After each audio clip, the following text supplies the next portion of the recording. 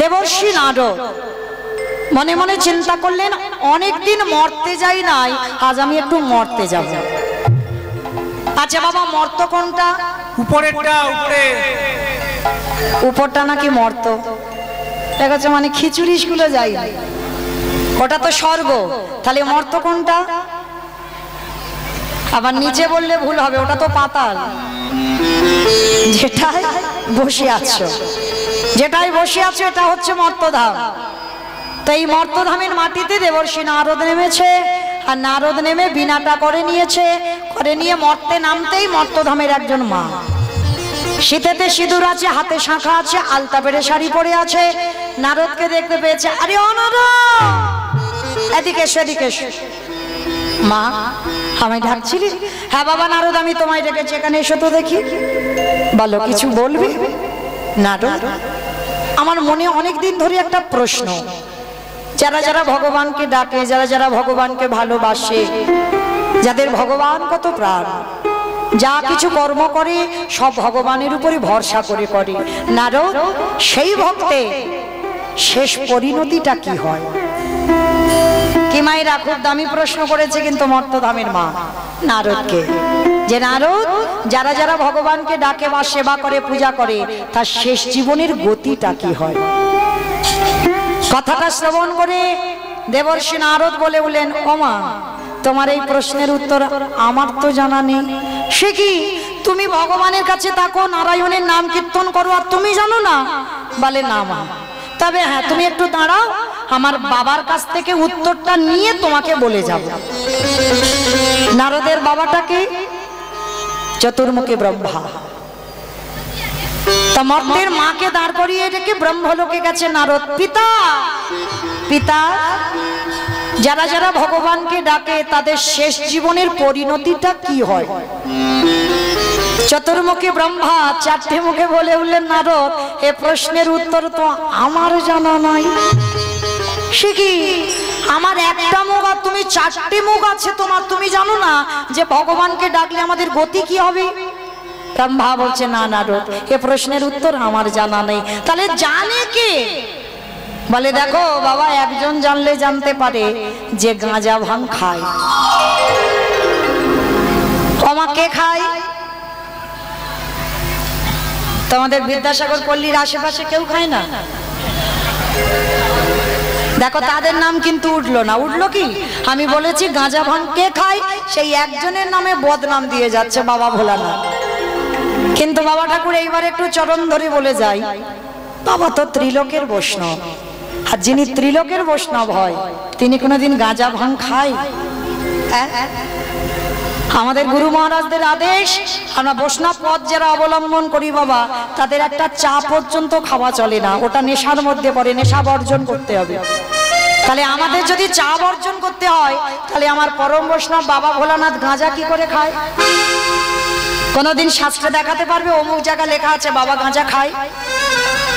কেউ কোনোদিন নিজের চোখে দেখেছো বাবা গাঁজা খাচ্ছে বসে বসে? কখনো খাই। কারণ এইগুলো ভুলভাল ধারণা। আমাদের বৈষ্ণব মানুষ, ত্রিলোকের বৈষ্ণব, তিনি কোনোদিন গাঁজা ভাং মদ খায় না। তাহলে বাবাকে গাঁজা দাও কেন? বাবা নিজের জন্য নয়, বাবা তো বৈষ্ণব, সবার ভাবনা ভাবে। বাবা কি করে, ওই ভূত পেতনি নন্দী ভিঙ্গি ওদের জন্য গাঁজার পলকে এগুলো নেয়, ওরা খাবে বলে। হরিবল। কোনোদিন যেন ভুল করে আর কোনোদিন আজকের পর থেকে জীবনে বলবে না যে বাবা গাঁজা খায়। বাবা কোনোদিন গাঁজা খায় না। তো এইবার ব্রহ্মা আর নারদ বাপ বেটা দুজনে যাচ্ছে শিব ঠাকুরের কাছে। শিবের বাড়ি কোথায় মা? বাহ, দেখেছো কীর্তন আমি গাইবো কি, আমার থেকে তো বেশি জানে। তাহলে বাবার বাড়ি কৈলাস। কৈলাসে গিয়ে খুঁজছে, বাবাকে খুঁজে পাচ্ছে না। নন্দী ভিঙ্গি, আরে বাবা কোথায় গেল? চারিদিকে খুঁজে বেড়াচ্ছে, বাবাকে দেখতে পাচ্ছে না। ধ্যানে বসেছে, আর ধ্যানে বসে দেখছে বাবার তো কৈলাস ছাড়া আরো একটা প্রিয় জায়গা আছে। বলো তো কোন জায়গা? শ্মশান। বা শ্মশান। তাই বা ধ্যানে দেখছে নারদ আর ব্রহ্মা বাবা কৈলাস ছেড়ে শ্মশানে ঘুরছে। আর একটা প্রশ্নের উত্তর দাও তোমার দেখি, শিব ঠাকুরের বাহনটা কি? কাঠবেড়ালি। দেখেছো কি মা? ষাঁড়, বাহ, মানে বৃষ মানে ষাঁড়। তাই বা ধ্যানা যোগে বসলো, আর ধ্যানা যোগে বসে দেখছে বাবা কি করছে জানো? বাবা ঘুরে বেড়ায় ষাঁড়ের পিঠে, ও বাবা চড়ে বেড়ায় ষাঁড়ের পিঠে। বাবা বুড়ো শিবি গো, বাবা বুড়ো শিবি, আমার বাবা বুড়ো শিবি গো, বাবা বুড়ো শিবি।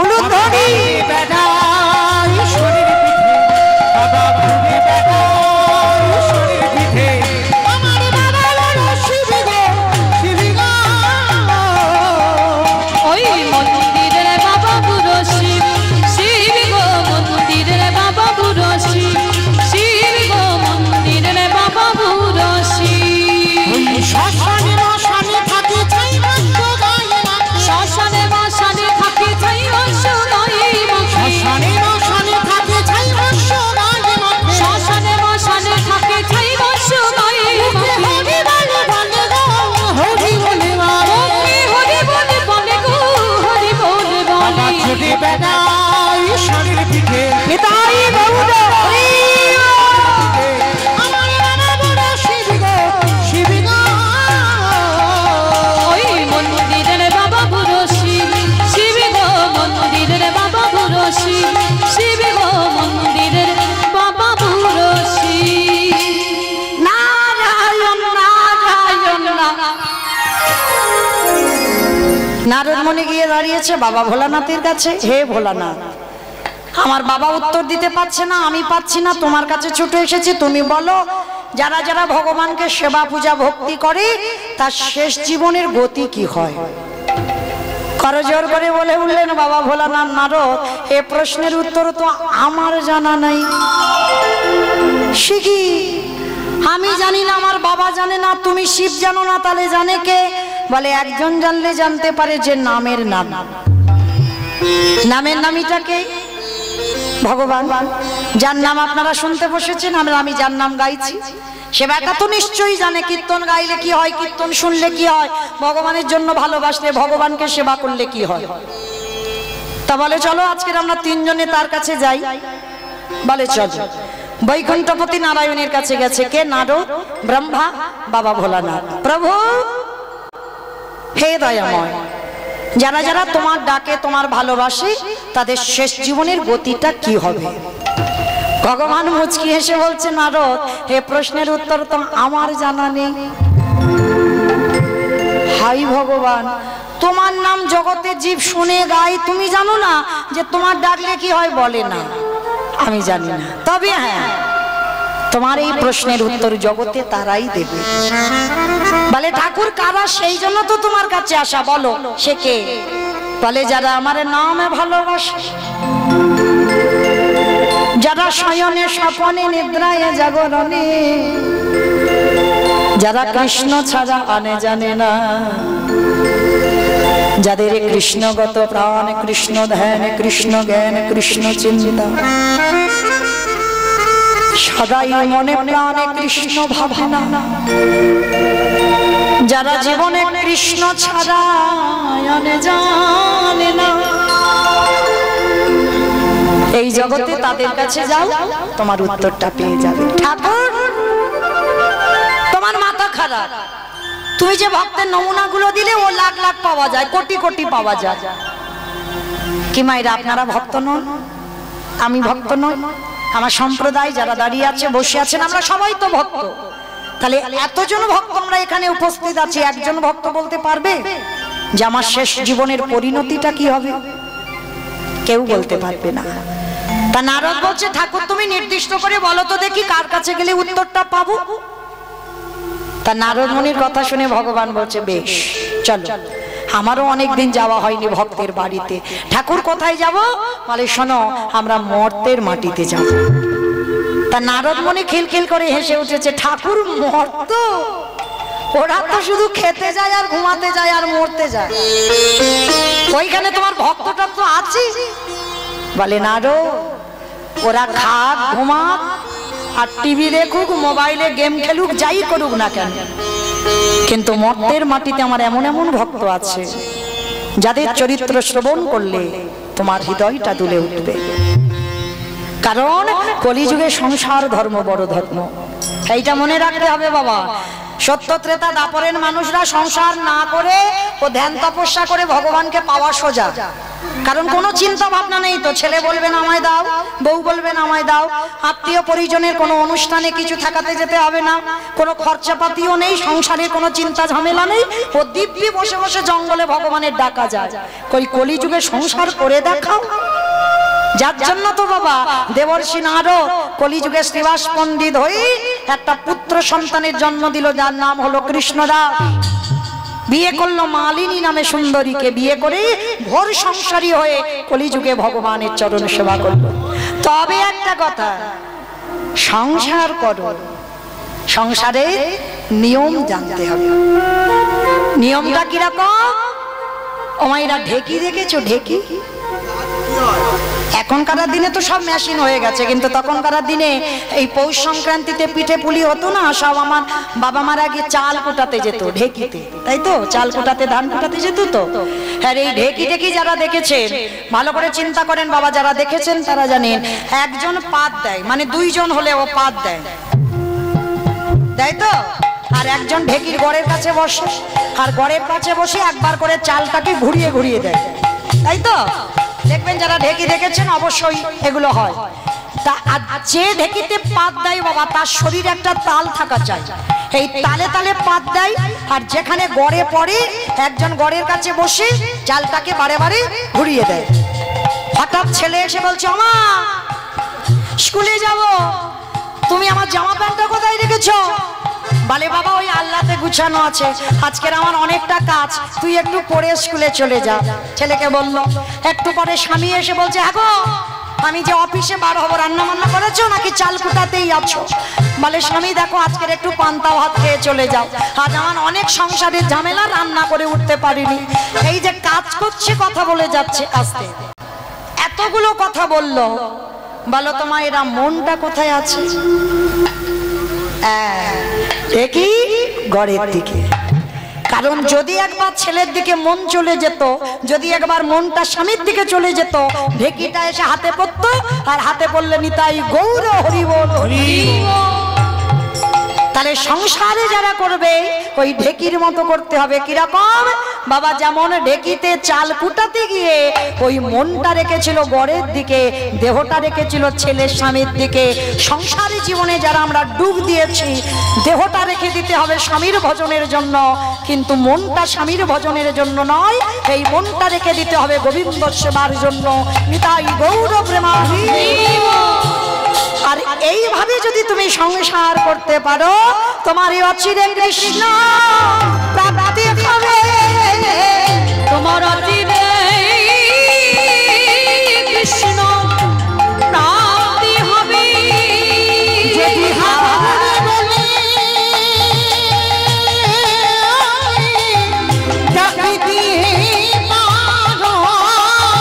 তোমার অচিরে কৃষ্ণ প্রাপ্তি হবে। তাহলে মায়েরা সংসার জীবনে বড় ধর্ম, এটা করতে হবে, কর্তব্য পালন করতে হবে, কিন্তু মন যেন সংসারে ডুব না দেয়, এই চিন্তা ভাবনাটা আগে রেখে দিতে হবে। কেমন? তো আজকে লক্ষ্য করে দেখেন বাবা, আজকে লীলার মধ্যেই ভগবান বলছে চলো মরতে যাব। ঠিক আছে, কারা কারা যাচ্ছে মা নামগুলো মনে রাখবেন, শেষে প্রশ্ন থাকবে। ব্রহ্মা, বিষ্ণু, মহেশ্বর আর দেবর্ষি নারদ, চারজনে বৈষ্ণব রূপ ধারণ করেছে। আর বৈষ্ণব রূপ ধারণ করে ভক্তের বাড়িতে যাচ্ছে মরতে। কোথায়? যারা বৃন্দাবন গেছেন, বৃন্দাবনে বাবা এখন তো যমুনা নদীর উপর থেকে ব্রিজ হয়েছে, ব্রিজের উপর দিয়ে গাড়ি যায়, কিন্তু তখনকার সমাজে তখনকার দিনে ওই ব্রিজ নয়, নৌকাতে যাতায়াত। একাধারে মথুরা, একাধারে বৃন্দাবন। তাহলে ভগবান আসছে আজকের কোথায়? মথুরা জেলার অন্তর্গতে অবন্তী নগর গ্রাম, সেথায় সন্দীপনীর বাড়ি করিব বিষ্ণাম। মথুরা জেলার অন্তর্গতে অবন্তী নগর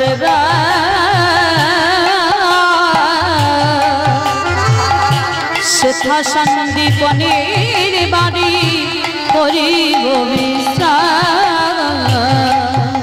যাব আমরা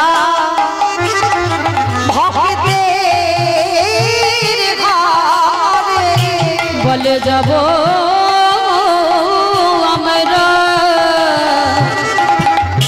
সেই ভক্তের ঘরে। বিশ্রাম লইবার তরে, বলে যাব আমরা সেই ভক্তের ঘরে।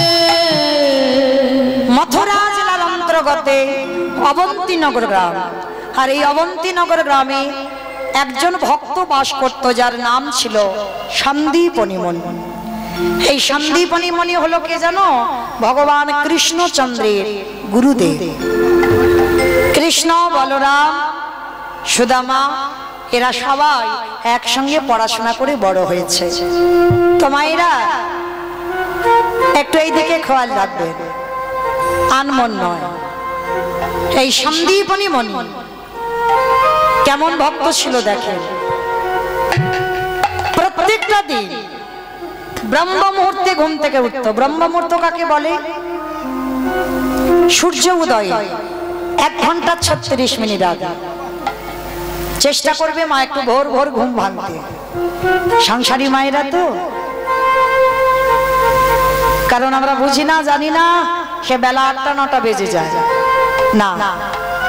মনে রেখো, ভজন সাধনের সঠিক সময় হলো এই প্রভাতকাল, এই ভোরের বেলা। সারাদিন তুমি ভজন করবে, সারাদিন তুমি সেবা পূজা করবে, আর এই ভোরের বেলা যে সেবা পূজা করে যত তৃপ্তি পাওয়া যায়, এই তৃপ্তি তুমি অন্য কোনো সময় পাবে না। এই সন্দীপন মুনি প্রতিদিন সন্দীপনী মুনি ভোরের বেলা স্নানে যেত। আর স্নান করে বাবা ভিজে কাপড়ে দরজার ধারে বসে বসে কাঁদত। আর বসে বসে কাঁদে। আচ্ছা বলেন তো মা, কেন কাঁদে? ভগবানের জন্য না, একদিনও ভগবানের জন্য কাঁদে না। তাহলে কাঁদে কার জন্য? ওই যে বললাম, একেবারে অন্য ধরনের ভক্ত, অন্য জগতের ভক্ত।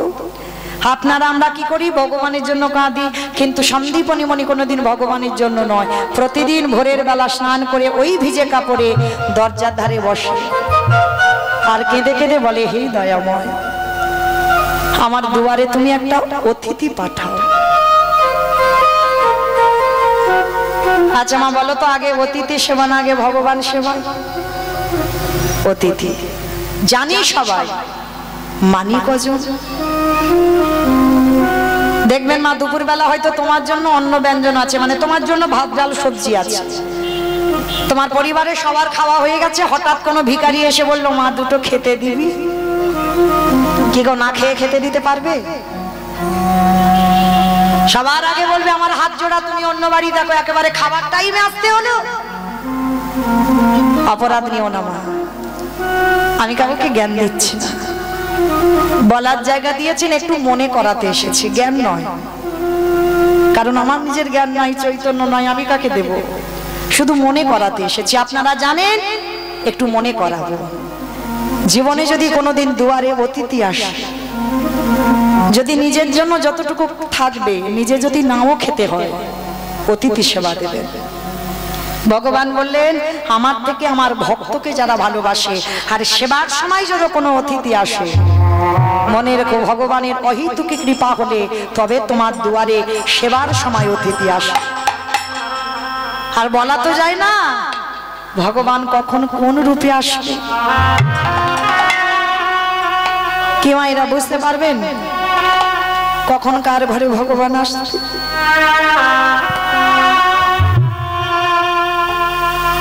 ভগবান কোন রূপ ধরে আসবে বুঝতে পারবে? আর ভগবানকে যদি দূর দূর করে তাড়িয়ে দাও, কোটি কোটি জন্ম মাথা ঠুকে কাঁদলেও তুমি আর কোনোদিন ফিরে পাবে না। তাই মনে রাখবে, সর্বাগ্রে আগে অতিথি সেবা, তারপরে ভগবান। সে ভগবান সেবা যদি বন্ধ হয়ে যায় তা যাক, কিন্তু অতিথি সেবা। সন্দীপনী মনির দৃঢ় সংকল্প, প্রতিনিয়ত আগে অতিথি সেবা, তারপরে ভগবান সেবা, তারপরে নিজের সেবা। করজোর করে বললেন, হে বৈষ্ণব, আমি অনেক দিন ধরে বৃন্দাবনে ঘুরে বেড়াচ্ছি, কেউ কিচ্ছুটি খেতে দেয়নি, আমায় দুটো খেতে দিতে পারো? হাই রে, এই জায়গাটা একটু লক্ষ্য করে দেখেন, ভগবান যে বিশ্বের স্রষ্টা মালিক, যার কোনো কিছু অভাব নেই, সেই ভক্তের দরজায় এসে আঁচল পেতেছে। আবার যার ঘরে আঁচল পেতেছে বাবা, তার কাছে কিছু নেই। মনে রেখো একটা কথা, যার আছে তার বাড়ি ভগবান জীবনে যায় না, যার কিচ্ছু থাকে না তার ঘরেই ভগবান যায়। কেন? তারা তো ভগবানকে ভালোবাসতে জানে। আর ভগবানের কাছে যদি কোনোদিন চাইতে হয়, আমি বলে যাচ্ছি মা, একটা জিনিস চেও। মনে পড়ে গেল একটা গানের কথা, আমার এক দাদা ভাই আমার কাছে অনুরোধ রেখেছে এই গানটা, তা সেই দাদা ভাইয়ের জন্য গানটা গাইতে হচ্ছে। তোমার নামে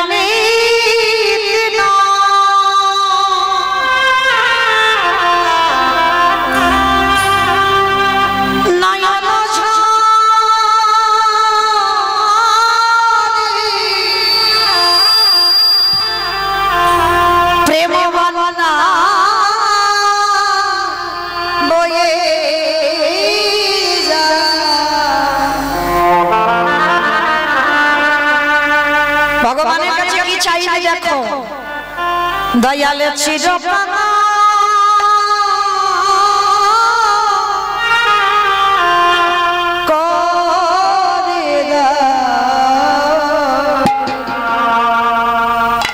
করে দাও,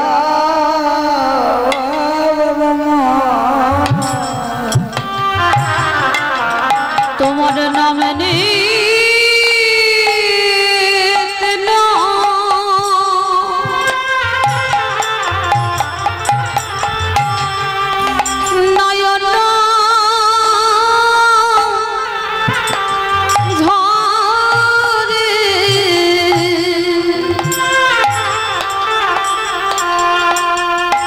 প্রেম বন্যা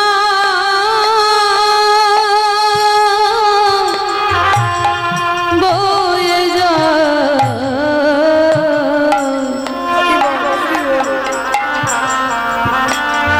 চিরকাল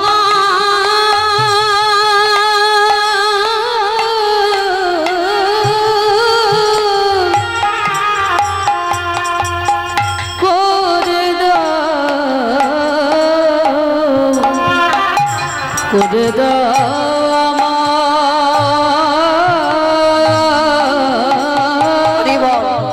ভগবানের কাছে বলবেন একটাই কথা, আবার যদি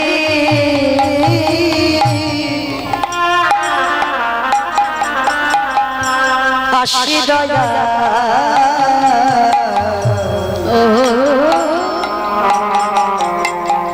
এ ভব সংসারে, যেন কৃষ্ণ ভক্ত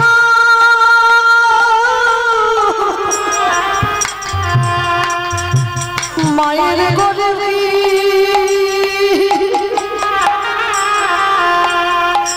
জনম দিও, আবার যদি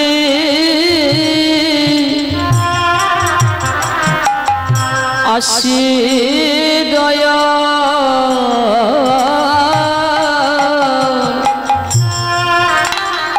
এ ভব সংসারে,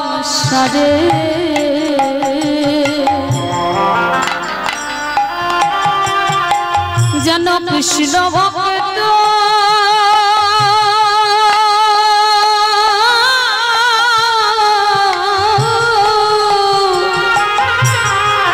মায়ের গর্ভে জন্ম দাও আমারে,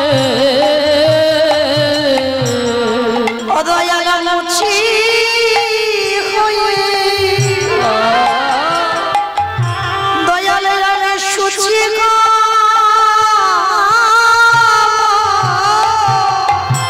দয়ালে মতি হয়ে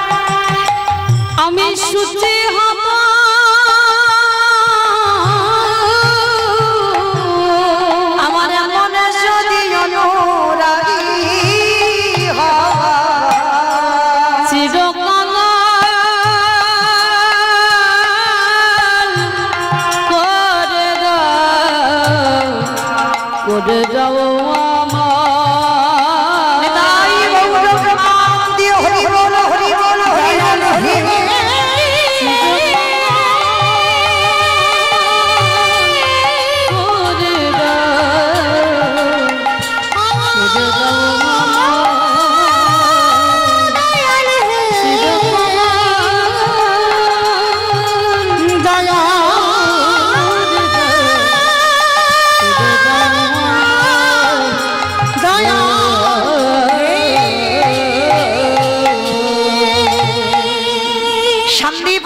চারজন বৈষ্ণবকে বসিয়ে রেখে ছুটে গেল বাবা দরজায় গিয়ে দেখছে বাবা ঘরের মধ্যে চাল ডাল আলু সবজি ভিক্ষা করে রেখেছিল, কিন্তু বাবা গিয়ে দেখছে একটাও চাল ডাল নেই।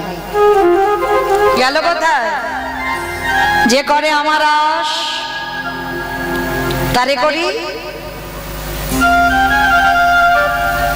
সর্বনাশ।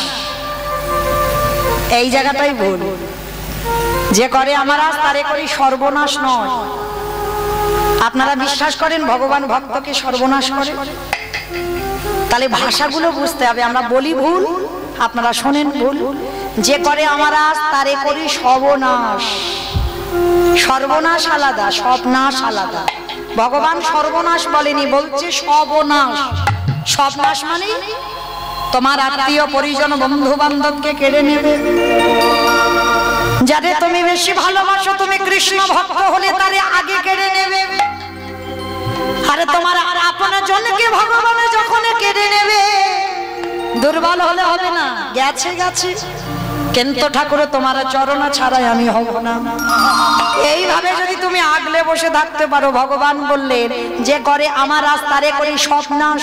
তবু যদি না ছাড়ি আমার পাঁচ, তারপরে হই আমি তার দাসানুদাস। সব চলে যা, বাবা মা আত্মীয় পরিজন বন্ধু বান্ধব কারোর দরকার নাই। ঠাকুর তোমার চরণ ছাড়া দয়াল করো না গো। আমি ওই চরণ ছাড়া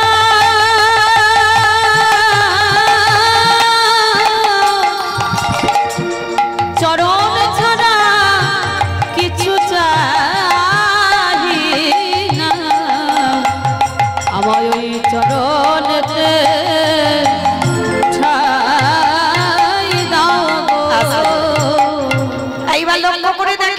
সন্দীপনী মনি গিয়ে দেখছে হাড়িতে চাল নাম নাই। আর সন্দীপনী মনির একটা ছোট্ট 5 বছরের বাচ্চা আছে, যার নাম বটু বলে ডাকতো। ডাক দিয়েছে অবটু বটু। যেই না বটু বলেছে, বাবা ছোট বাচ্চা তো 5 বছরের ছেলে ছুটে এসেছে। বাবা বাবা আমায় ডাকছিলি? হ্যাঁ রে খোকা দেখেছি। হ্যাঁ রে বাবা, হাঁড়িতে চাল ডাল ছিল। কই না তো বাবা, আমি জানবো কি করে? সে কি? তাহলে চাল ডালটা গেল কোথায়? হরি বল। অপরাধ নেবেন না, আমি একটু আমার মায়েদের কাছে একটা কথা নিবেদন করি। আমি কীর্তনের শেষে আপনাদের জন্য একটু দাঁড়াবো, তখন আমার ভিক্ষার ঝোলাতে আপনারা গোবিন্দ সেবার জন্য ভিক্ষা দেবে। কিন্তু কীর্তন চলাকালীন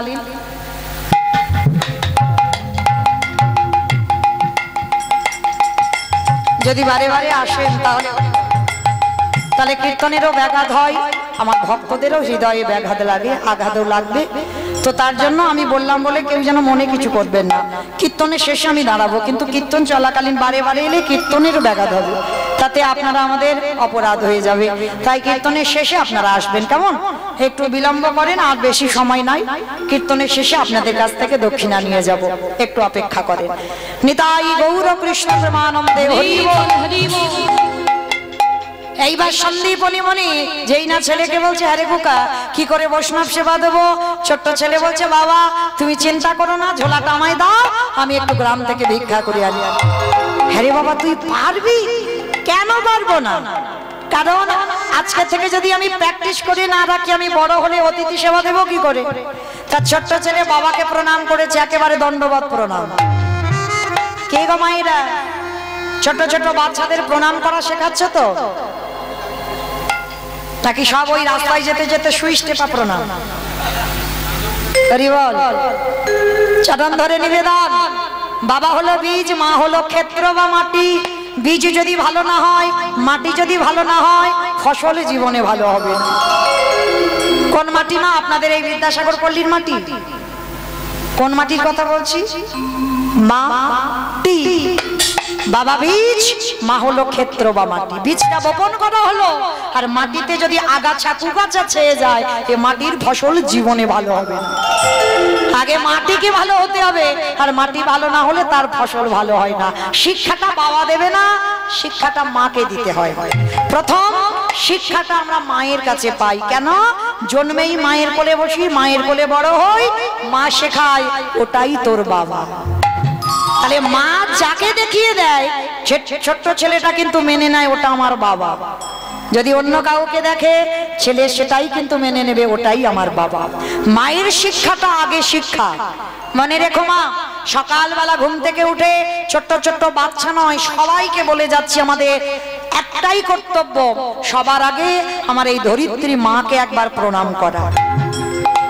মাটিকে একবার প্রণাম করতে হবে। সকালবেলা ঘুম চোখ খুলে বিছানা থেকে যখন পাটা দেবে, পাটা প্রথমেই আমার মায়ের বুকের উপরে নয়, প্রথম হাত জোড়ো করে, কোনো মন্ত্র নয়, একবার করজোর করে বলো, মা সকালবেলা হলে তোমার এই বুকের উপর আমরা মলমূত্র ত্যাগ করি। সকালবেলা হলে তোমার এই বুকের উপর দিয়ে কত ট্রেন ট্রাম বাস, কত বাড়ি গাড়ি লরি যাচ্ছে, প্রতিনিয়ত কর্ম এই মাটির উপরে। মা সকাল থেকে সেই রাত 12টা পর্যন্ত তোমার বুকে পা দিয়ে আছি, কৃপা করে তুমি নিজের সন্তান মনে করে ক্ষমা করে দিও। ভগবান বললেন, এইরকম চরিত্র যদি কারোর হয়, সেটা যদি কৃষ্ণ বলে কাঁদতেও ভুলে যায়, তাকে আমি সারা জীবন কৃপা করতেই রাখবো। কারণ আগে এইগুলো দেখতে হবে।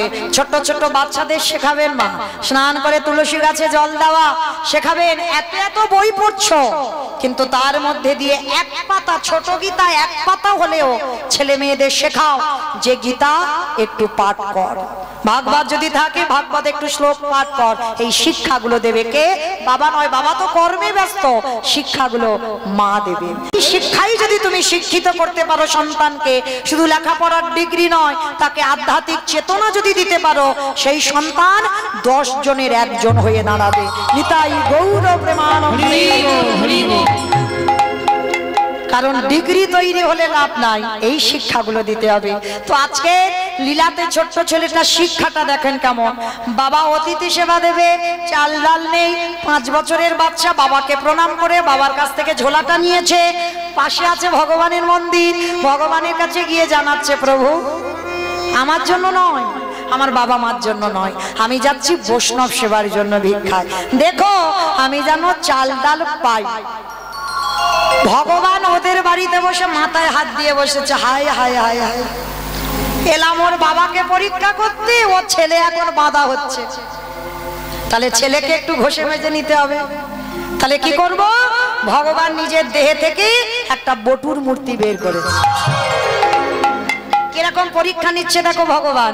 আর বটু সেজে গোটা গ্রাম ভিক্ষা করে নিয়ে চলে এসেছে। আচ্ছা বলো তো মা, আপনাদের এই গোটা গ্রামে এই যে বিদ্যাসাগর পল্লীর যত বাড়ি আছে, সব বাড়িতে যদি একটা ছেলে 5 মিনিট আগে ভিক্ষা করে নিয়ে আসে, আবার যদি ওই ছেলেটা 5 মিনিট পরে যায়, দেবেন মা ভিক্ষা? তাকে মেরে তাড়া করবে না? এক্ষুনি তো তুই ভিক্ষা নিয়ে গেলি, আবার এসেছিস। ভগবান কিরকম ছেলেটাকে পরীক্ষায় ফেললো দেখে। নিজে ভিক্ষা করে নিয়ে চলে এসে ওদের বাড়ির দিব্যি বসে আছে। আর এ ছোট ছেলে তো জানে না, ভগবানের কায়দা বুঝতে পারেনি। নিজে কি করেছে? ভিক্ষার ঝোলাটা নিয়ে বাবাকে প্রণাম করে, ভগবানকে প্রণাম করে আজকের ভিক্ষায় বেরিয়েছে। কৃষ্ণ ছাড়া কে যাচ্ছে আমার, বিশ্ব ছাড়া মাঝে, বিশ্ব ছাড়া মাঝে, কৃষ্ণ ছাড়া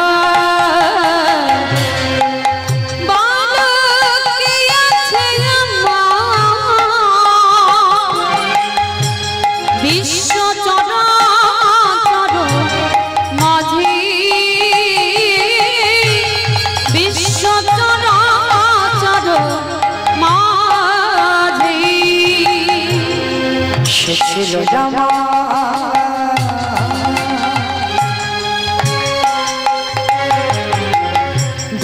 সুখে বন্ধু সে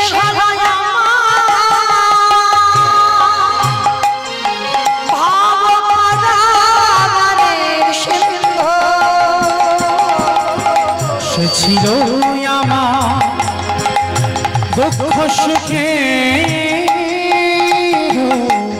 বন্ধু সে হলো ভাব পারে সিন্ধু তার নাম ভুলিতে কি পারি তার নাম ভুলিতে কি পারি তার নাম ভুলিতে কি পারি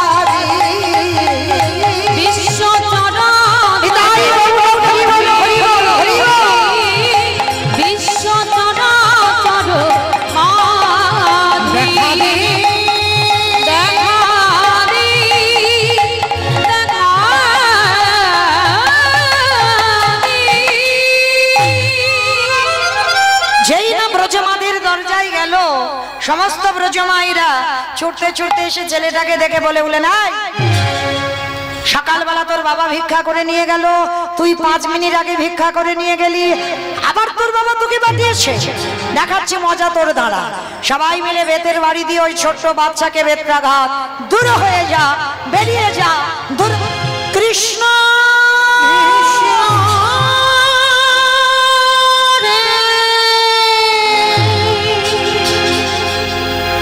কৃষ্ণ এত মারা মেরেছে, ছেলেটার গা দিয়ে রক্ত ঝরে ঝরে পড়ছে। কৃষ্ণ আমি যদি একবার জানতাম তোরে ভালোবাসলে এত কষ্ট পেতে হয়, তোরে ভালোবাসলে এত দুঃখ এত জ্বালা যন্ত্রণা পেতে হয়, কৃষ্ণ আমি কোনোদিন তোকে ভালোবাসতাম না। তবে শোন কৃষ্ণ, এই জীবনে যদি আমি বৈষ্ণব সেবা দিতে না পেরেছি, এই জীবনে রাখবো না, এই জীবনে যমুনার জলে ত্যাগ করে দেব। এরা ভগবান ভয় পায় কোথায়? প্রকৃত ভক্তির কাছে। যেই না বলেছে প্রাণ ত্যাগ করব, ভগবান তো ওদের বাড়িতে বসে ধ্যানাযোগে সব শুনতে পাচ্ছে। হাই ভগবান, ও যদি জলে ডুবে যায় আমাকে তো কেউ ভগবান বলবে না। না না না, ছেলেটাকে বাঁচাতে হবে, কিন্তু কি করে বাঁচাবো, কি করে বাঁচাবো, কি করে বাঁচাবো? কি হ্যাঁ হয়েছে, ভগবান একটা পাখি রূপ ধরেছে। পাখি রূপ ধারণ করে বলে উঠলো কানের কাছে গিয়ে, এই বটু, তোকে মথুরায় কেউ দিল না তো কি হয়েছে, তুই চলে যা বৃন্দাবন, আর বৃন্দাবন গেলেই তুই চাল ডাল পেয়ে যাবি। ছোট্ট ছেলের মনে বড় আনন্দ, নাচতে নাচতে যমুনার ঘাটে গেছে, আর যমুনার ঘাটে গিয়ে দেখছে বিশাল বড় যমুনা, পার হবে কি করে? নৌকা নাই, মাঝি নাই, সাঁতারও জানে না। তাহলে বলো তো দেখি, মা সাঁতার জানে না, নৌকা নাই, মাঝি নাই, ছেলেটা কি যমুনার এ ঘাট থেকে ও ঘাটে যেতে পারবে? পারবে না, পারবে না, পারবে। কিসে পারবে? বিশ্বাস। সবার আগে ভগবান পেতে গেলে বিশ্বাস রাখতে হবে, সেটা এখানে কারণ নেই, কারণ নেই। বিশ্বাস যদি থাকতো, দেখবেন ছেলে মেয়ের অসুখ বিসুখ হোক, প্রথমে প্রাথমিক ডাক্তার, সে ডাক্তার যদি ভালো না করলো কলকাতা পিজি একটু যাওয়া হলো, একটু কাছাকাছি, সেখানে যদি না পারলো ভেলোর চেন্নাই, সেখানে এবার রুগী সারছে না, বলে বাড়ি নিয়ে চলে যাও। বাড়ি নিয়ে এলো, সবাই বলা বলি করলো, ওখানে মনসার ভর হয়, ওখানে শীতলা মার ভর হয়, ওখানে পঞ্চানন্দের ভর হয়, ওখানে শিব ঠাকুরের ভর হয়, যে যেটা বলবে সেটা করবে। একজন ভক্ত হৃদয়ে হাত রেখে বলতে পারবেন, আমার বিশ্বাস আছে, ভগবানের চরণে ফেলে দাও, রাখলে তুই রাখবি, মারলে তুই মারবি, মরতে তো হবে একদিন, এখানে কেউ থাকবো বলে আসেনি। তাহলে যদি মারতে হয় তুই মারবি, রাখতে গেলে তুই রাখবি। জগতের ডাক্তার জীবনে ভালো করে না রোগী, ভালো কে করে? ডাক্তার, তারে ডাকতে হবে, সে যদি ভালো করায় তবেই তুমি ভালো হবে, তবে তোমার সন্তান ভালো হবে, তোমার পরিবারে কেউ অসুস্থ হলে ভালো হবে। ডাক্তার প্রাথমিক জগতের ডাক্তার নয়, যদি তাকে ডাকার মতো ডাকা যায় সেই পারবে মানুষ ভালো করতে। তাহলে বিশ্বাস নেই, তাই তো কৃপা হয় না। ছোট্ট ছেলেটা সাঁতার জানে না, নৌকা মাঝি নাই, রাত হয়ে গেছে, বড় যমুনা পার হবে কি করে? কৃষ্ণ, শুনেছিলাম ছোট্টবেলা থেকে বাবা বলতো বিপদে পড়ে যারা যারা ভগবানের চরণ ধরে তুই নাকি পার করে দিস। চল, ডুবি দিলে তুই ডুবি দিবি, আর আমাকে বাঁচালে তুই বাঁচাবি, চল দেখি কি হয়। চোখ দুটো বন্ধ করে গট গট করে জলে নেমে যাচ্ছে, সাঁতার জানে না, গলা পর্যন্ত নেমে গেছে, আর একটু গেলেই ছেলেটা জলে ডুবে যাবে। বিশ্বাসটা কেমন দেখেন, চোখ দুটো বন্ধ করে বলছে, দয়ালে তোমার লীলা খেলা, দয়ালে তোমার লীলা খেলা, দয়ালে বোঝা বড়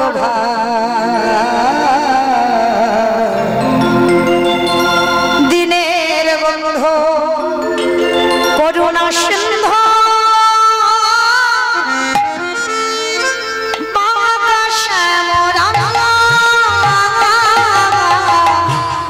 দয়ালে বন্ধু করুণা সিন্ধু,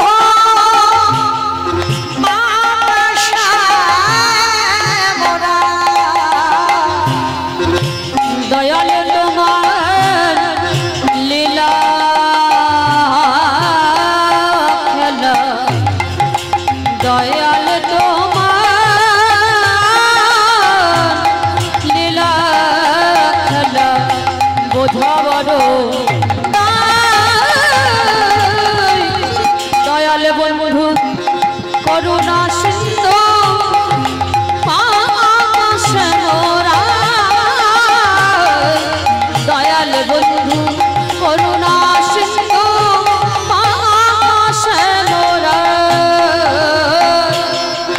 তুমি তো সেই ব্রজের রাধা, নদিয়ার নিমা, বিষ্ণু প্রিয়ার বুকের ধাম, যশোদার জীবন দয়া,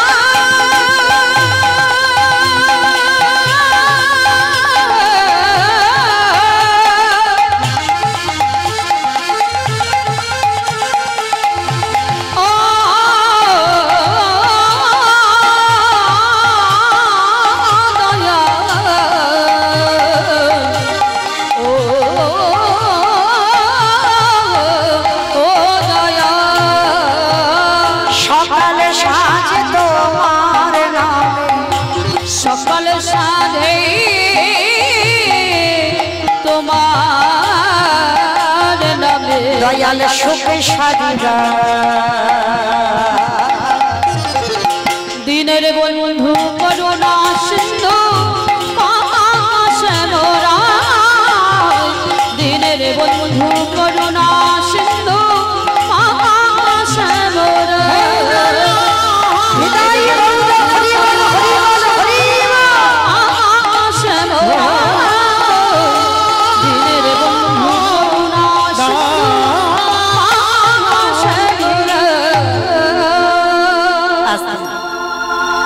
ছোট্ট ছেলেটা চোখটা খুলেছে, মা যমুনার এ ঘাট থেকে ও ঘাটে চলে গেছে। কৃষ্ণ, তোর এত অহেতুকি কৃপা, তুই পার করে দিলি, তোর নামকে আশ্রয় করি। পূর্ণমাসীর ঘরে গিয়ে ভিক্ষার আঁচল পেতেছে, চাল ডাল আলু সবজি পুডলিতে ভর্তি করে দিয়েছে। ছেলেটার মনে বড় আনন্দ, যমুনা পার হলে বৈষ্ণব সেবা হয়ে যাবে। চাল ডাল পেয়ে গেছে ছোট্ট ছেলে, আর নাচতে নাচতে নাচতে নাচতে যমুনার ঘাটে এসে দাঁড়িয়েছে। ভগবান ওদেরই বাড়িতে মাথায় হাত দিয়ে বসেছে। হাই ভগবান, পরীক্ষা করলাম কিন্তু ছেলে তো দিব্যি জোগাড় করে ফেললো। না না, এত তাড়াতাড়ি আমি খাবো না, আর একটু ঘষে মেজে নিতে হবে। ভগবান কি করেছে জানো? জলের তলায় কুর্ম হয়ে বসে আছে। ওমা, কুর্ম মানে কি গো? কুমড়ো। কুমড়ো কুর্ম মানে নাকি কুমড়ো? কুমির নয়, কচ্ছপ। বাহ, কুমির মানে কচ্ছপ। আপনারা কি বলেন, কচ্ছপ না কাছিম? অনেক জেলার ভাষাগুলো একটু আলাদা। আমরা কচ্ছপ বলি, আবার অনেক জেলাতে বলে কাছিম। তো যেই কাছিম সেই কচ্ছপ। তো যাই হোক, ভগবান জলের তলায় চুপটি করে বসে আছে। আর ছোট ছেলে তো জানে না।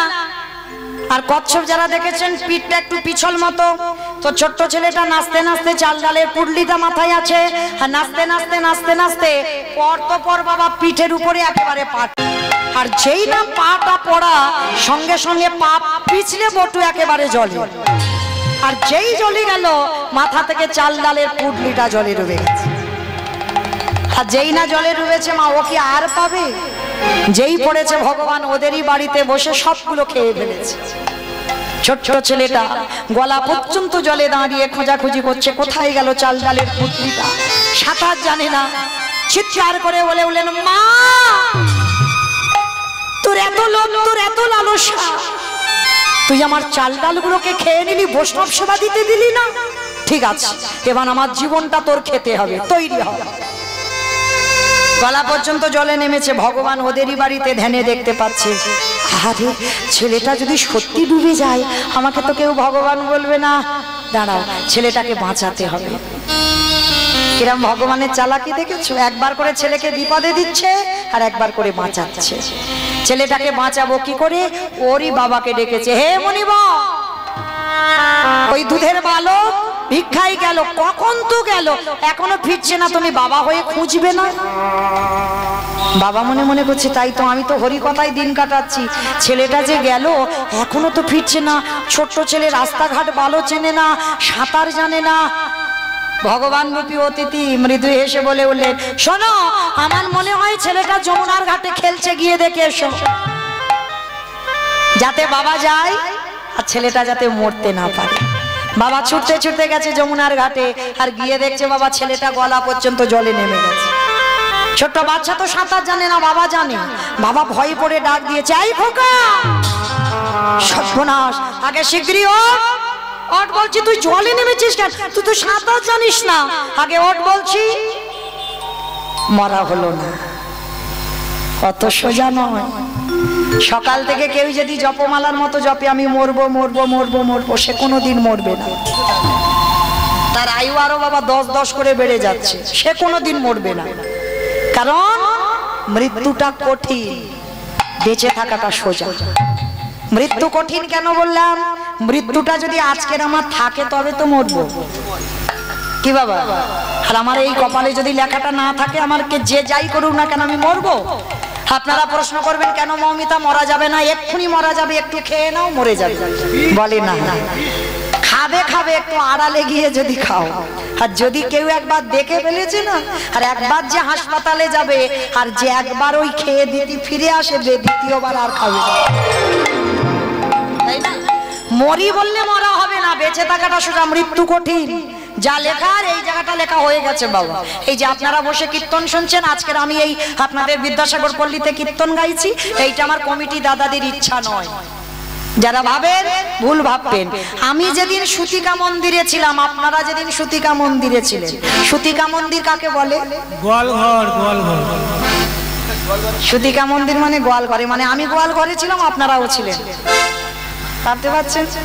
কারণ এরা জানবে কি করে বাবা, এখন তো সব হাসপাতাল আর নার্সিংহোম, ওই জন্য বুঝতে পারছে না। সুতিকা মন্দির আমার মায়েরা ঠাকুমারা জানতো, যেটা আতুর ঘর। এখন আর আতুর ঘরে আমাদের বসতে লাগে না, সব হাসপাতালে 1 সপ্তাহ কেটে যায়, নার্সিংহোমে কেটে যায়, তাই না? তাহলে আতুর ঘরটাকে বলা হয় সুতিকা মন্দির। আর ওই আতুর ঘরে যার দেশে যেমন নিয়ম, কারোর 5 দিন, কারোর 7 দিন, কারোর 3 দিন, বিধাতা মানে ব্রহ্মা নিয়তিকে পাঠায়, নিয়তি যাও, ভক্ত জন্মেছে, ওর এই 5 দিনের মধ্যে কপালে লিখে দিয়েছো তোর জীবনে কি কি ঘটনা ঘটবে। ওই জন্য কারোর দুর্ঘটনা ঘটলে এই জায়গাটা তো চাপড় বসায়, কেন? লেখাটা তো এই জায়গাটাই আছে, তাই না?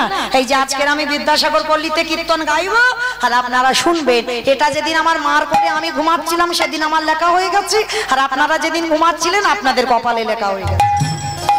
তাহলে এই যে বাবা কে কিভাবে মরবে, এটা কিন্তু কেউ জানে না, কেউ বলতে পারবো না। ওই জন্য শাস্ত্র বলছে, কেউ খেয়ে মরে, কেউ খাইয়ে মরে, কেউ নিয়ে মরে, কেউ দিয়ে মরে, কেউ শুনে মরে, কেউ দেখে মরে, কেউ বলে মরে, কেউ ভালোবেসে মরে।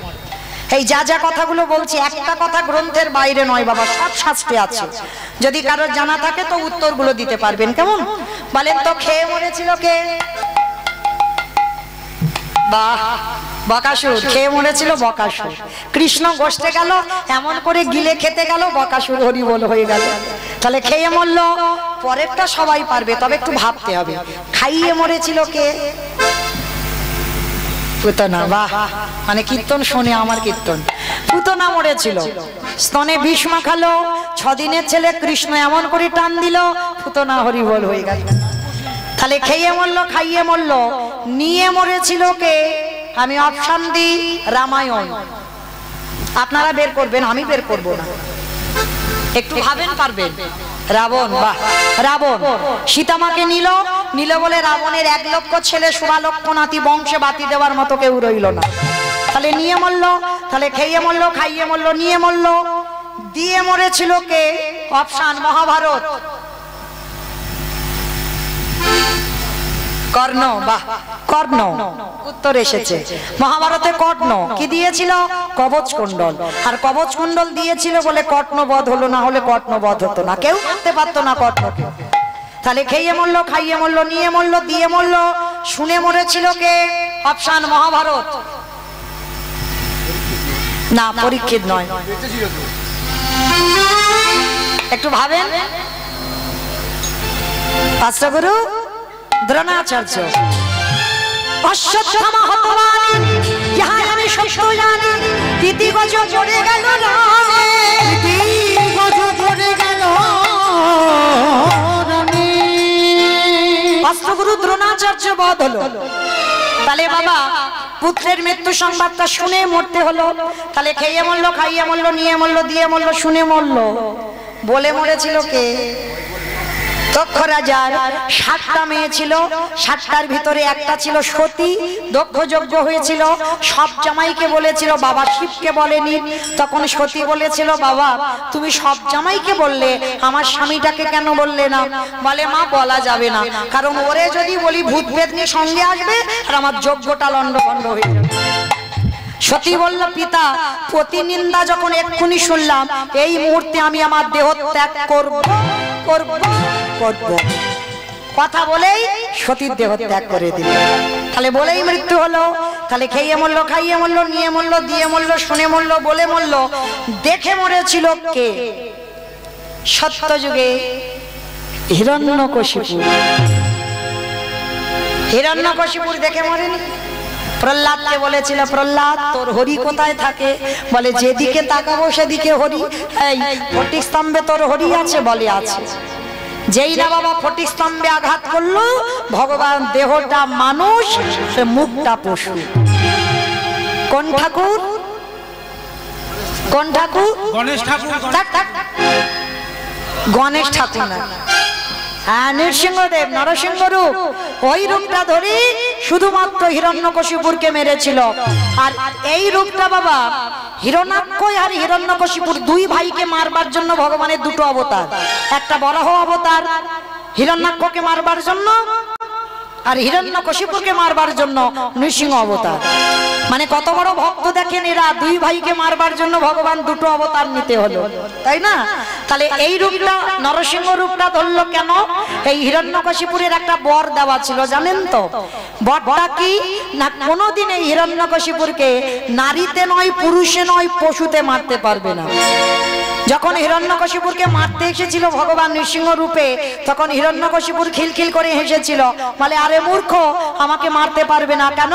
বলে, আমাকে আশীর্বাদ দেওয়া আছে, আমাকে নারীতে নয়, পুরুষে নয়, পশুতে মারতে পারবে না। ভগবান হেসে বলেছিল, মূর্খ আমি নয়, মূর্খ তুই, যার জন্য আমি তো নারী নয়, আমি তো পুরুষও নয়, আমি পশুও নয়, তোকে মারবার জন্য আজকের আমার এই নৃসিংহ রূপটা ধরা। আবার আশীর্বাদ দেওয়া ছিল, জলে নয়, স্থলে নয়, অন্তরিক্ষে নয়। হিরণ্যকশিপুর বলেছিল, ঠিক আছে আমি মারলাম, তুমি ওই রূপে মারবে, কিন্তু মারতে তো পারবে না, আমাকে জলে, স্থলে, অন্তরিক্ষে মারা যাবে না, আমার মাথায় হাত দিয়ে আশীর্বাদ দেওয়া আছে। বলে, তাতে কি হয়েছে? বলে, একটা জায়গায় তো ফাঁকা আছে। ভগবান মেরেছিল কোথায়? নিজের জানু দেশে। তা জানু দেশে যখন নিল, হিরণ্যকশিপুর হেসেছিল, তবুও মারতে পারবে না কেন? তুমি তো আমার ঘরে মারতে পারবে না, বাইরে মারতে পারবে না। বলে, ঘরে মারতে না পারি, বাইরে মারতে না পারি, একটা জায়গায় ফাঁকা আছে, তোর ঘরের চৌকাটের উপরে দাঁড়িয়ে মারবে। হিরণ্যকশিপুর হেসেছিল, বলে তবুও মারতে পারবে না। বলে কেন? বলে শোনো ভগবান, কারণ আমাকে তো মাসে মারা যাবে না, বারে মারা যাবে না। মাসে মারা যাবে না, বারে মারা যাবে না। ভগবান হেসেছিল, বলে মূর্খ, তোকে মারবার জন্য আমি একটা মাস তো সৃষ্টি করবই। যে মাসে হিরণ্যকশিপুরকে মেরেছিল, মাসের মধ্যে নয়, বারের মধ্যে নয়। বলো তোমা কোন মাস? পুরুষোত্তম মাস বা মল মাস। শুধু হিরণ্যকশিপুরকে মারবার জন্য ভগবান ওই পুরুষোত্তম মাস সৃষ্টি করলো। হেসেছিল, তবুও মারতে পারবে না। কেন? আমাকে দিনে মারবে না, রাতে মারবে না। বলে তোকে মারবো আমি গোধূলি বেলা। আর সেই রূপটা ধরলো, আর ধরে বাবা জানো দেশে বিদীর্ণ করে বক্ষটা হিরণ্যকশিপুর বধ হলো। আর ওই হিরণ্যকশিপুর ভগবানের ওই রূপ দেখেই প্রাণ চলে গেল। তাহলে খেয়ে মরলো, খাইয়ে মরলো, নিয়ে মরলো, দিয়ে মরলো, শুনে মরলো, বলে মরলো, দেখে মরলো। আর একটা বাকি আছে, ভালোবেসে মরেছিল কে? আমি বলবো? বলো। ঋতুপর্ণা। আমি বলেছি গ্রন্থের বাইরে একটা কথা যাবে না। এ তো বাইরে চলে গেল, সে এখনো বেঁচে তো আছে, আর মরলো কোথায়? তাহলে এখনো বেঁচে আছে, তাহলে বাবা ঋতুপর্ণা নয়, শাস্ত্রের বাইরে যাবে না। ভালোবেসে মরেছিল রাজা দশরথ। কাকে ভালোবেসেছিল? রামকে। রামকে নয়, কইকেয়ীকে। কইকেয়ীকে ভালোবাসতে গিয়ে বাবা কায়দা করে বউ এমন বর চাইলো, প্রথমবারই ভরত রাজা হবে, আরে দ্বিতীয়বারে রামে যাবে 14 বছর বনবাস। আর যখন 14 বছর রাম বনে গেল, দশরথ কেঁদে কেঁদে অন্ধ হয়ে বিছানা সজ্জা হলো। বাবা দশরথ বিছানা সজ্জা হয়ে মরার আগে একটা কথা বলে গিয়েছিল, বউয়ের ওপরে রেগে গিয়ে একটা কথা বলে গেল, সবাইকে শিক্ষা দিয়ে গেল দশরথ। কি শিক্ষা বলবো একটু বলি, কেউ যেন আমার উপর রেগে যেও না। আমি কিন্তু বলছি না, দশরথ বলেছিল। বলছে শোনো, কেউ যেন তোমরা আমার মতো বউকে ভালোবেসো না। ভালোবেসো, কিন্তু বউ যেন মাথায় চড়ে না বসে। আর যাদের যাদের বউ মাথায় চড়ে বসবে, মনে রেখো ওগো তাদের দশা আমার মতো হবে। আমি করে গেলাম তাদের দশা আমার মতো হবে। আসলে মামা আমি কোথায় ছিলাম লীলাতে? শুনছো বলো এবার। বাহ, শুনছে সেই যমুনার জল। যমুনার ঘাটে ছেলেটা মরতে গেল, মাইরা তাহলে আবার চলে আসেন সেখানে।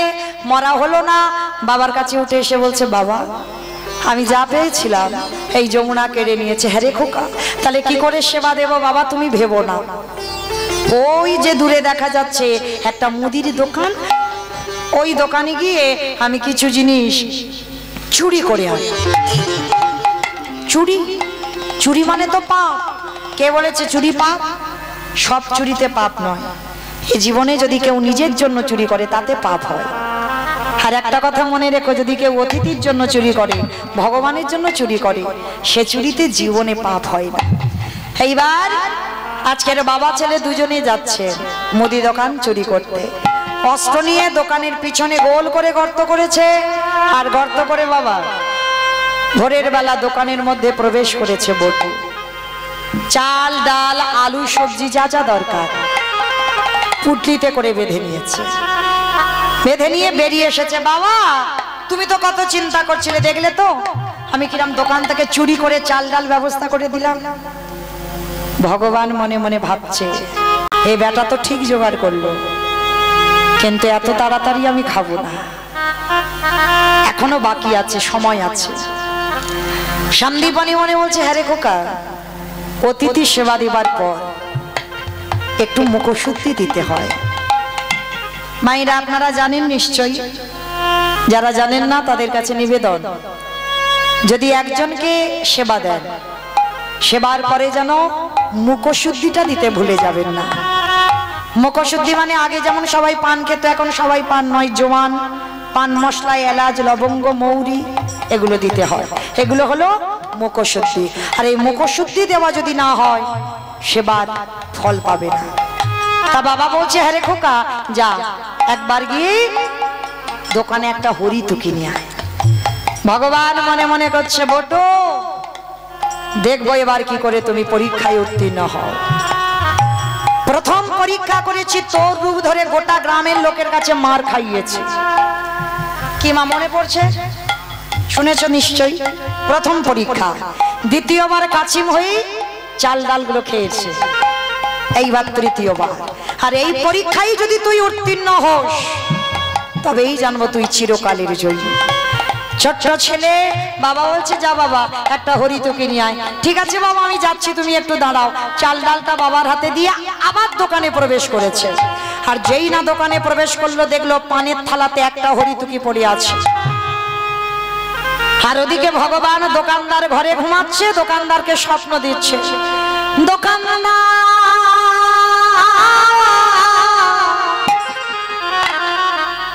তুমি অমন করে কালে নিদ্রায় ঘুমায়ো না,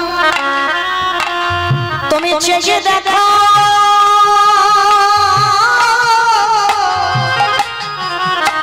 তোমার মুদি দোকানে কেমন চুরি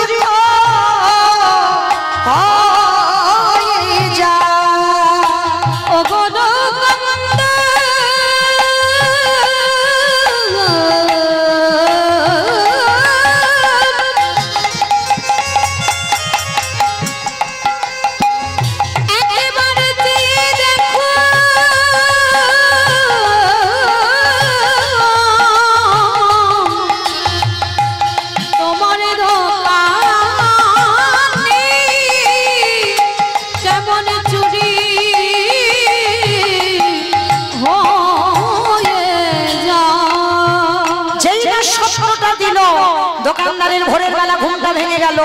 আর সবে মাত্র ওই হরিতুকিটা নিয়ে যেতে যাবে পাটা লেগে পানের থালাটা উল্টে পড়ে গেল।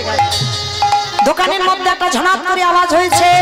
আর ওদিকে দোকানদারের ঘুম ভেঙে গেল। এই ওই তোমার দোকানে কোনো আওয়াজ হচ্ছে। আরে চোর চোর চোর চোর চোর বলতে বলতে দোকানদার দোকানে ঢুকছে। আর কান্না ভয় হয়, প্রাণের ভয়ে হরিতুকিটা নিয়ে সবে দুটো হাত আর মাথাটা গর্তের বাইরে বের করছে। আর দোকানদার এসে ছেলেটার পা দুটোকে চেপে জড়িয়ে ধরল। জীবনে কাল ঘনিয়ে এলো, তবু বাবাকে বুঝতে দিল না যে বাবা ধরা পড়ে গেছে। হাসি মুখে হরিতুকিটা বাবার হাতে দিয়ে বলছে বাবা তুমি যাও, ততক্ষণে রান্না বসাও, আমি যাচ্ছি। যতই হোক মা বাবা তো। বলো তোমার সন্তানের মঙ্গল অমঙ্গল কে বুঝতে পারে? সবার প্রথম মা। এই মা ডাকটা খুব ছোট ডাক গো, দেখবেন খুব ছোট ডাক। সব অক্ষর দুটো করে আছে, দেখবে মা ডাকটা একটা অক্ষর, কিন্তু মা নামে সুধা ঝরে, মা নামে সুধাক্ষরে, মা বড় সুধার সমান, ডাকিলে জুড়াই আইসে পদার। মা ডাকার সঙ্গে সঙ্গে হৃদয়টা দুলে ওঠে। মা শব্দটাই এমন। তার ছোট্ট ছেলেটা আজকের বাবাকে বলছে বাবা। হাত দুটার মাথাটা তো বেরিয়ে আছে, আর এদিকে পা দুটো দোকানদার ধরে ফেলেছে। বাবা বলছে হ্যাঁ রে খোকা বেরিয়ে আয়, আয় আমরা বাপ বেটা দুজনে এসেছিলাম চুরি করতে, আবার দুজনে ঘরে ফিরবো, আয়। আচ্ছা খোকা তোর কি কিছু হয়েছে? তুই তো কোনোদিন এত ঘামিস না, আজকের এত ঘামছিস কেন? আয় বাবা আমি হাত ধরছি, তুই বেরিয়ে আয়। ও বাবা তুমি যাও না, আমি একটু পরে যাচ্ছি, যাতে বাবা বুঝতে না পারে। কিন্তু বাবার মন কুঁকাইছে, কিছু একটা হয়েছে। খোকা সত্যি করে বল না বাবা তোর কি হয়েছে? বললাম তো কিছু হয়নি। সত্যি করে বল বাবা তোর কি হয়েছে? ছোট্ট ছেলেটা থাকতে পারলো না, বলেও নেব বাবা তুমি চলে যাও, এখান থেকে এক্ষুনি চাল ডালটা নিয়ে হরিতুকিটা নিয়ে চলে যাও, পালিয়ে যাও, কেউ যাতে দেখতে না পায়। কেন বাবা তুই এমন করে বলছিস? কারণ এরা যেভাবে আমায় টানাটানি করছে, যে কোনো মুহূর্তে এরা আমায় দোকানের ভিতরে টেনে নেবে। খোকা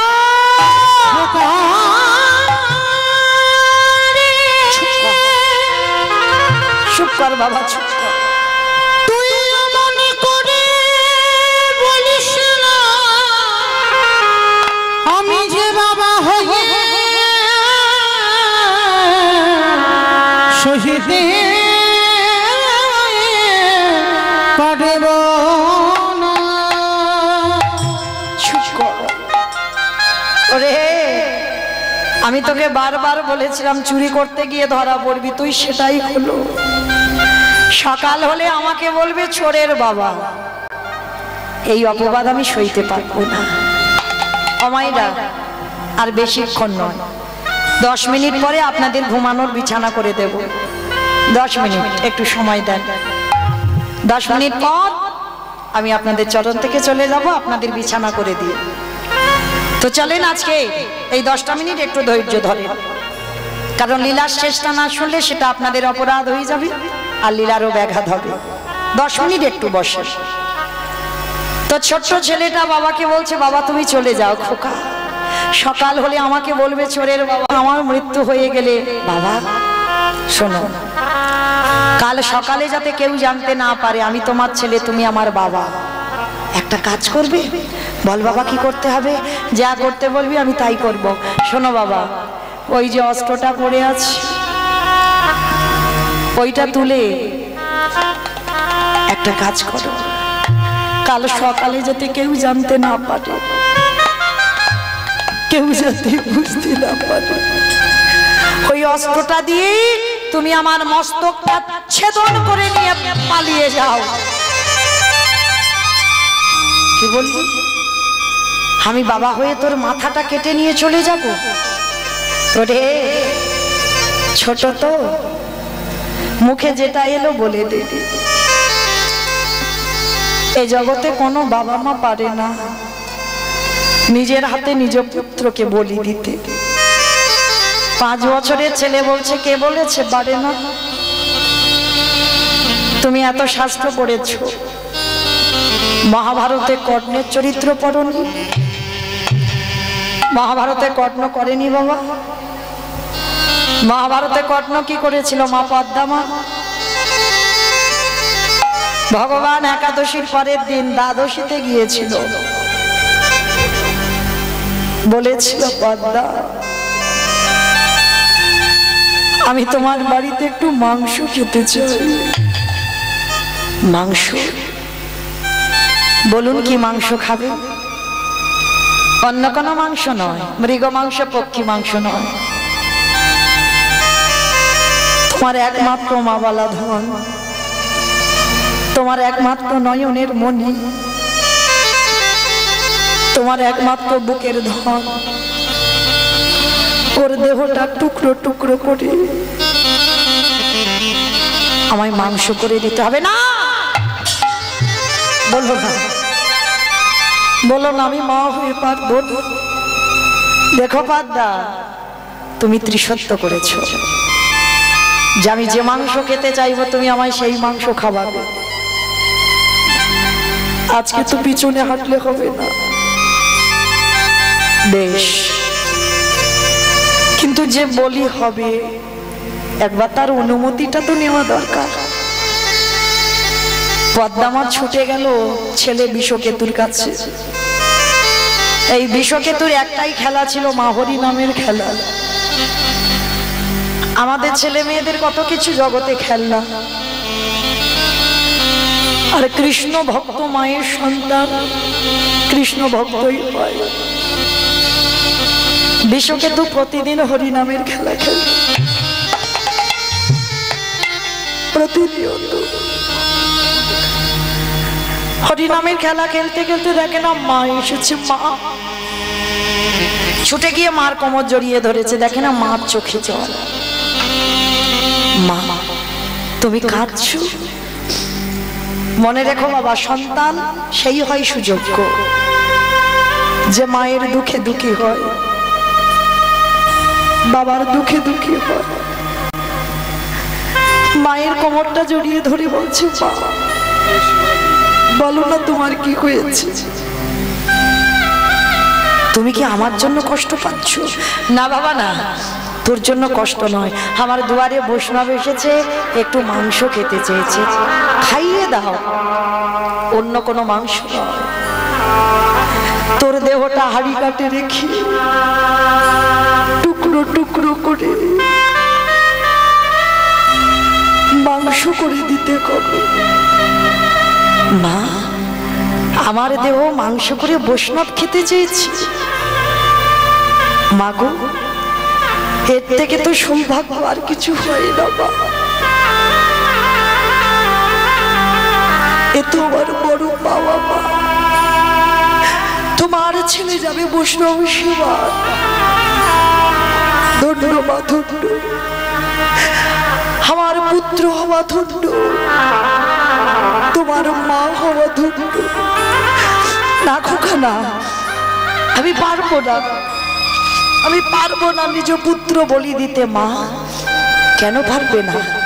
তুমি তো আমার গর্ভে থাকাকালীন বলেছিলে এই পুত্র যেন বৈষ্ণব সেবায় লাগে।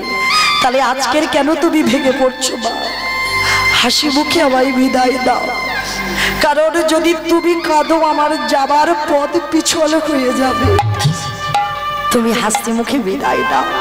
ছুটে গেল বন্ধুদের কাছে, বন্ধু বন্ধু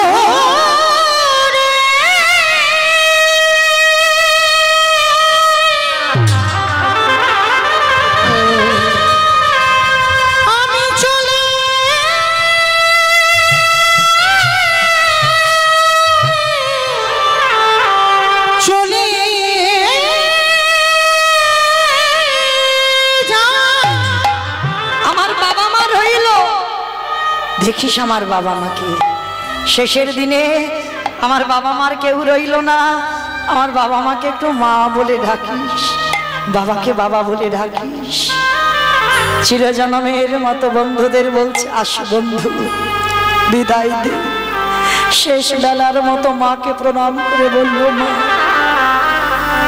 আমাকে বিদায় দাও, এই দেহ বৈষ্ণব সেবায় যাবে। বাবার কাছে গিয়ে বলল, বাবা তুমি বিদায় দাও। ছেলেটাকে হাড়ি কাটে রেখে বাবা মা কোরাদ ধরে একমাত্র সন্তানের মস্তকটাকে ছেদন করল। মা তো ছেলের মাথাটা ঠাকুর ঘরে লুকিয়ে রেখেছিল, দেহটা মাংস করে বৈষ্ণব সেবায় দিল। আর বৈষ্ণব সেবায় বসে বলছে, এ পদ্মা তুমি সব দিলে, কই তোমার ছেলের মাথা দিয়ে তো অম্বল করে দিলে না? অন্তর্যামী তো সব দেখতে পায়। পদ্মামা বলে বলেন, বা ঠাকুর বা, ভেবেছিলাম বৈষ্ণব চলে গেলে ছেলের মাথাটা নিয়ে একটু কাঁদবো, তাও তোমার সহ্য হলো না। ঠিক আছে। মা ছেলের মাথাটা নিয়ে টুকরো টুকরো করে অম্বল তৈরি করে বৈষ্ণব সেবায় দিল। পদ্মা, আমি তো একা প্রসাদ পাই না, মাঠে থেকে একটা দুধের বালক এনে দাও। আবার না না ভয় নেই, আর আমি কিছু করব না, যাও। মা পদ্মা ছুটে গেল মাঠে, গিয়ে দেখছে যেমন বিশ্বকেতু হরিনামের খেলা খেলছিল তেমন ছেলে হরিনামের খেলা খেলছে। মা তুমি কাঁদছো? না খোকা, আমি এক্ষুনি বাড়ি যাব।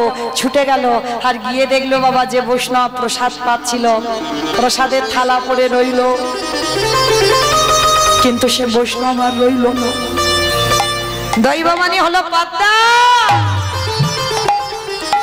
তোমার নাম ধন্য, তোমার মা হওয়া ধন্য।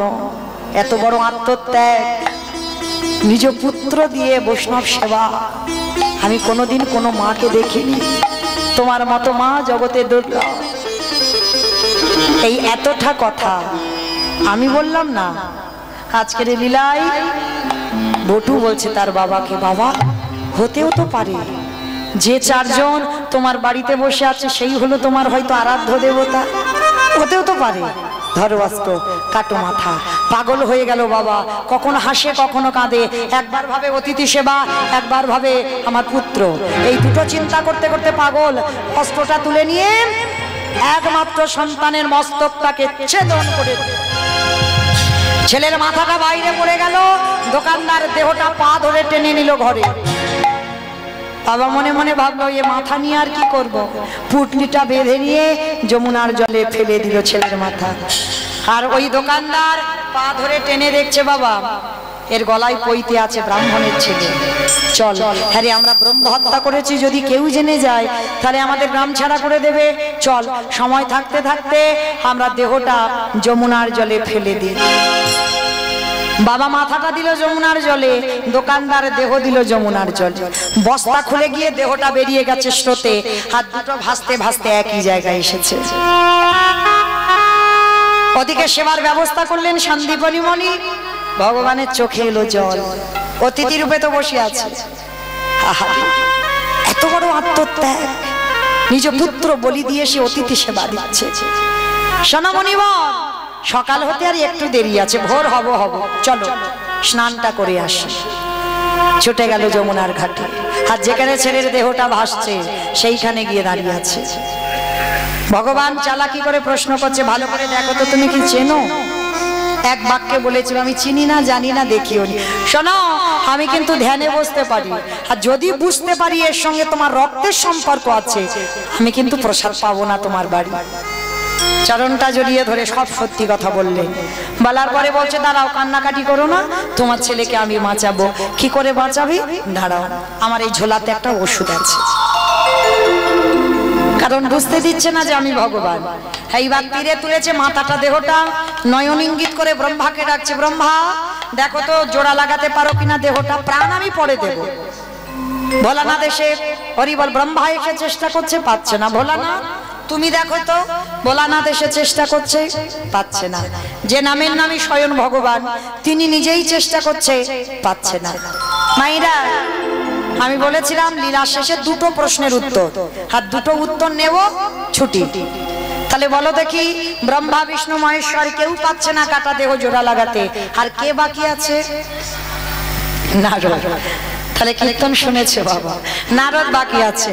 এইবার ভগবান নারদকে ডেকে বলছে, নারদ দেখো তো দেখি তুমি জোড়া লাগাতে পারো কিনা। ঠাকুর তোমার কি মাথা খারাপ?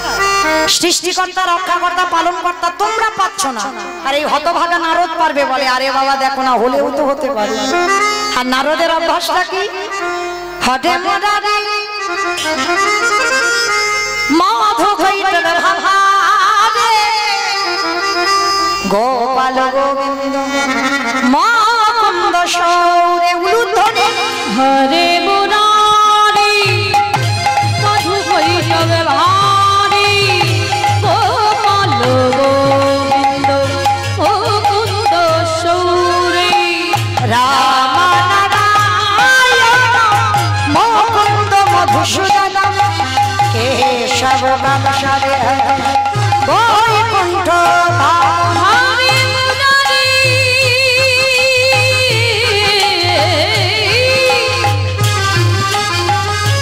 হরে মুরারি মুরারি মুরারি। আস্তে আস্তে আস্তে, আর 2 মিনিট একটু মিলন করতে দেয়। কারণ যারা রাধা গোবিন্দের যুগল ভেঙে উঠে পড়ে তাদের বাড়িতে গিয়ে নিজ নিজ যুগলগুলো ভেঙে যায়। মানে স্বামী স্ত্রী ঝগড়া ঠিক হবে না, তখন যেন বললো না মৌমিতা দিদি বললো বলে এই ঝগড়াটা শুরু হলো। যুগল ভেঙে দেবেন না, যুগল রাখবে তারপরে উঠবে।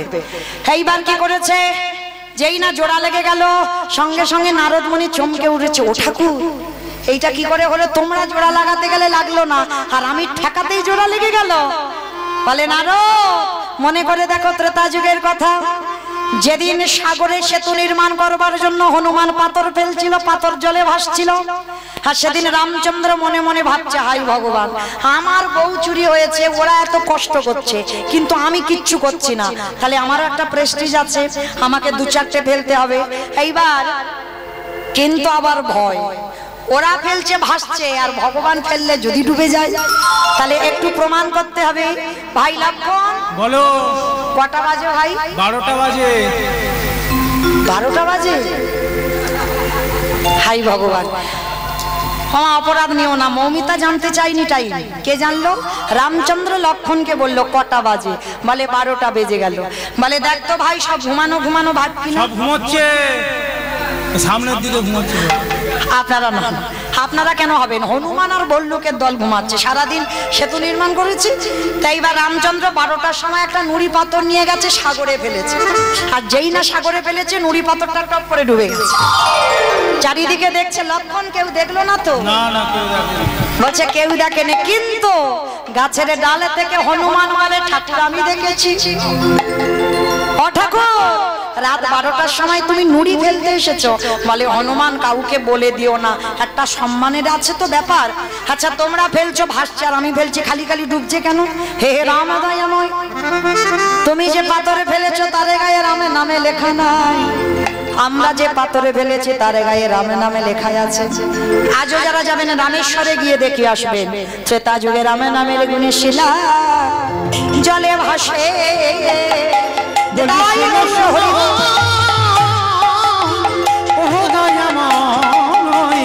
নামে নামের গুণে শিলা জলে ভাসে। আস্তে ফিরে আসেন লীলায়। নারদ মুনি বলছে ঠাকুর বুঝতে পেরেছে, কিছু আর খুলে বোঝাতে হবে না। ত্রেতা যুগে রাম নামের গুণে শিলা জলে ভেসেছিল, আর আজকের আমার নামের গুণে কাটা দেহ জোড়া লেগেছে। ঠাকুর একটু দাঁড়াও, যাবো আর আসবো। বলে দাঁড়াও নারদ, দাঁড়াও, কোথায় যাচ্ছ? বলে ঠাকুর একজন আমার জন্য অনেক দিন ধরে বসে আছে। ওমা, আর একটা উত্তর দিলেই ছুটি। বলো তো দেখি কে বসে আছে নারদের জন্য? বাহ, সেই বুড়ি মা। তবে সাধারণ মা নয়, তিনি হলেন জগৎ জননী মা দুর্গা, যে প্রথম নারদকে প্রশ্ন করেছিল। নারদ দিতে পারেনি, বাবা ব্রহ্মা দিতে পারেনি, শিব ঠাকুর দিতে পারেনি, নারায়ণ দিতে পারেনি, উত্তরটা সবে বেরোলো। সেই মর্তের মার কাছে গেছে, তিনি দেবী দুর্গা যোগমায়া।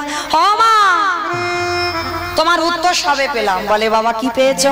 শোনো মা, নাম শোনার মতো যদি শোনা যায়, বলার মতো যদি বলা যায়, নামের গুণে শিলা জলে ভাসি, নামের গুণে বোবা কথা বলি, নামের গুণে খোঁড়া হেঁটে চলি, নামের গুণে কাটা দেহ জোড়া লেগে যায়। এই হরিনাম যেমন তেমন নয়, যদি তাকে ঠিক ঠিক ডাকার মতো ডাকা যায়। কোনো মানুষ প্যারালাইসিসে যদি ধরে যায়, সে মানুষ আবার হাঁটবে। কোন মানুষ হঠাৎ বোবা হয়ে গেছে, কথা বলতে পারছে না, কথা জড়তা, সে মানুষ আবার ডাকার মতো ডাকলে সে মানুষ আবার কথা বলবে। পঙ্গু আজকের গিরি লঙ্ঘন করতে পারে। আজও রামেশ্বরে গিয়ে দেখবেন রাম নামের গুণে পাথর জলে আজও ভাসছে। তার প্রমাণ এই হরি নামের দাহিকা শক্তি। তবে একটা কথা, নাম শুনলে হবে না, নাম গাইলে হবে না। কিরকম গাইবে? তরকারি বানাতে পারো? তরকারি বানাতে পারো? সবাইকে করতে হয়। মানে তরকারি বানাতে গেলে তেল দেবেন, হলুদ দেবেন, লঙ্কা দেবেন, জিরে দেবেন, ফোড়ন দেবেন, তেজপাতা দেবেন, জল দেবেন, কাঠ দেবেন, উনান দেবেন, গ্যাস দেবেন, সব দেবেন। কোনটা না দিলে তরকারি খাওয়া যাবে না? কাঁচা লঙ্কা, লবণ। এই লবণটা দিতে হবে, তবে তরকারির স্বাদ হবে। তাহলে বাবা হঠাৎ লবণের খবরটা কেন এলো? এটাই তত্ত্ব। তত্ত্বটা কি? কীর্তন শুনলে হবে না, গাইলে হবে না। চোখের জল যদি কারোর কোনোদিন বদনে যায়, দেখবেন লবণ, নোনা ভাব। তরকারিতে লবণ না দিলে যেমন তরকারির স্বাদ হয় না, ভগবানের কীর্তন গাইলে বা কীর্তন শুনলে, ভগবানের ভজন করলে শুধু হবে না। তাহলে তরকারিতে লবণ দিলে যেমন তরকারি তবে স্বাদ হয়, ভগবানকে ভজন করতে গেলে লবণ রূপী চোখের জল যদি কীর্তন শুনতে শুনতে এক বিন্দু তার চরণে পড়ে যায়, সেদিন থেকে তুমি জেনে যাবে তোমার নরজন ধন্য হলো।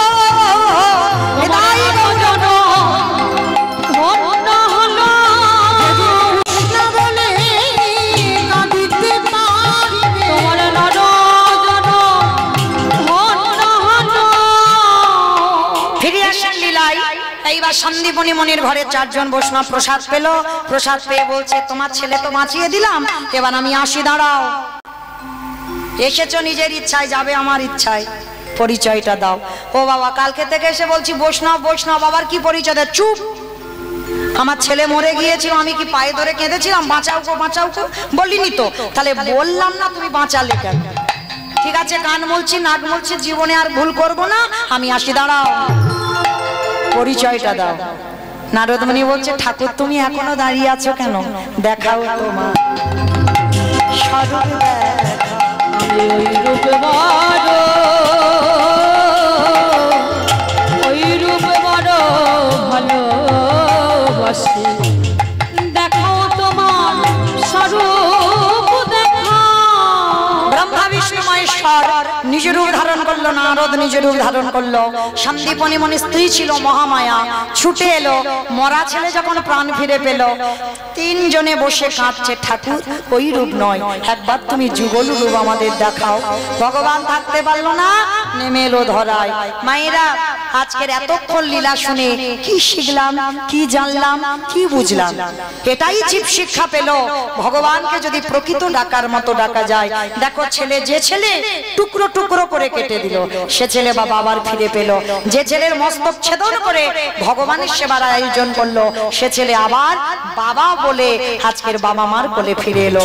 তাহলে তারে ডাকার মতো যদি ডাকা যায়, আমার ভগবান শেষের দিনে কারোর দরকার হয় না, তোমার সামনে ভগবান ঢাল হয়ে দাঁড়াবে।